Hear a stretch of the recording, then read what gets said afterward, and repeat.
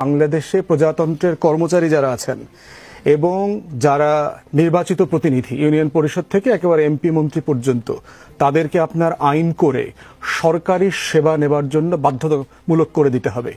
তাদের সবাইকে সরকারি হাসপাতালে ট্রিটমেন্ট নিতে হবে, প্রাইভেট হাসপাতালেও না। বাংলাদেশের এভার কেয়ারে সে যেতে পারবে না, ইউনাইটেড যেতে পারবে না।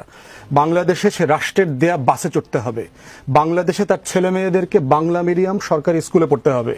আপনি যদি সিম্পলি এইগুলোকে বাধ্যতামূলক করে দিতে পারেন, সিঙ্গাপুরে করেছে, তখন দেখবেন এই আমলারা, এই পলিটিশিয়ানরা নিজের ছেলেমেয়ের স্বার্থে ওই স্কুলের মান বাড়াবে, ওই হাসপাতালের মান বাড়াবে, ওই বাসের মান বাড়াবে। কিন্তু যতদিন পর্যন্ত দেখবেন যে বিদেশে পড়াটাকে একটা প্রেস্টিজিয়াস বিষয় তুলে ধরা হয়, বিদেশের হাসপাতালে মরতে গেলেও তারা গর্বিত বোধ করেন যে তারা মরার আগে শেষ নিঃশ্বাসটা আপনার মাউন্ট এলিজাবেথে ছেড়েছেন।